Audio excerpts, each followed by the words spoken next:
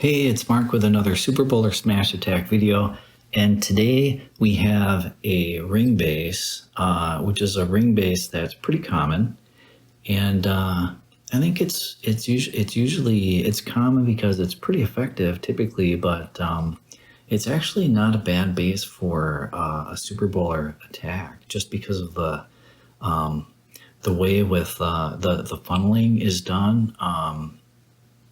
The Super Bowler smash attack, yeah, the funneling usually works pretty well on these bases.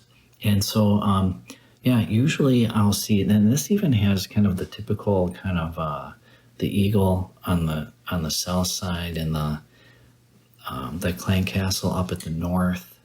There'll be different variations of this, but this is a kind of a usual type of orientation. And so when I see that, I do normally kind of think I'm going to be coming in from the 830 side, just because that has worked out well for me before.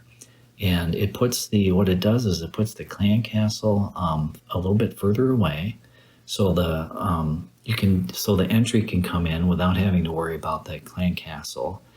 And usually, I think it usually works out pretty well to put the clan castle kind of after the town hall, because if it's going to be a ground type of a clan castle, they can usually knock out a clan castle pretty good with the triple bounces and a poison spell like on top of it, and it doesn't mess with the entry. Plus, so the eagle is on that side, so that can come down early. And the monolith is also down on that side, so that can come down early as well. There is this invisibility tower right here, so that might cause things to go in. I mean, that'll probably cause things to go invisible for a little bit, but it's probably not going to be enough. There's enough buildings inside that core area. It's probably not going to be enough to make the troops actually just exit the core and go around the ring. Yeah, and so if we kind of look to see where we're gonna come in with the Flame Flinger here, the expos are all in the center, so that's not going to be a problem for entry, and they're all air too. So they're not going to be a problem. Clan Castle is here. If I do come in from 830, like I said, that's not going to pose a problem. And so I usually will look at that 830 entry just first thing to see if it looks like it'll be okay. And since the expos are in the center, that's okay, and the mortars look like they're in the center on the outside, on either side, so they won't be a problem for the entry either. It just might be, it might it could shorten the life of the Flame Flinger maybe, but it's far enough away that the Flame Flinger is going to be, most likely he's going to be opening up anyhow. So I don't usually worry about trying to stop them. But since they are on the edge, putting down some loons would be a pretty easy thing to do to get rid of them. And yeah, and so coming in at 9 o'clock with the Flame Flinger would work out, no problem. Even if the Flame Flinger does not break into these walls in the corner over here, the Flame Flinger will be able to, and the Fire Spirit, since these buildings are they're just one spacing away from that air defense. Yeah, the Fire Spirits will help bring these buildings down, so that should be pretty good for funneling there.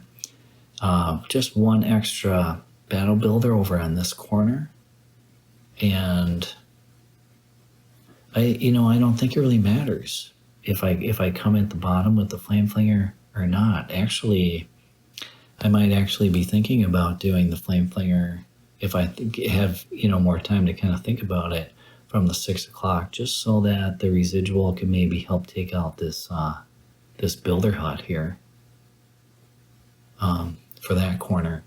But I know that I did come in with the Flame Flinger at 9 o'clock. And so, yeah, let's get this, that's the game plan. We'll get this rolling here, see how things actually pan out. I put that loon down instead of a Yeti, just to kind of see if there's any Teslas in the area, and there was. That loon wouldn't help me, though, if there's like a bomb on that corner. So I don't know if I don't normally do the loon. I usually would just put the Yeti down either way. I was kind of hoping to, I just took a chance there. And I was hoping that the fire spirits would burn through that wall. It's not a max level wall. But it was just one shot in the Tesla. And the Warden's working away at 6 o'clock there. But yeah, so that the wall is not going to break open there. The fire spirits are gone. It's almost open, but not quite. So I put the Yeti down. Probably a little bit too late because I could have had the Flame Flinger actually move in there. And there's the Warden taking down that battle builder hut. So once that goes down, okay, funnel is set. Here come the ice golems and the king to pull the Warden over. The queen's down. Jump is going to be coming shortly. There it is. Nice path, a really nice path to get into the center. The queen will help draw the troops in as well. And there goes the invisibility. But the troops are just going at kind of the left side of the base anyhow. Poison's going to come down at kind of that witch ice golem CC. And here comes the royal champion. Usually after the troops get into the core is when I'll put her down to work on that side. And the super bowlers are they're just crushing this core. They're still alive. The healers are still keeping those super bowlers alive. I mean, this is ideal.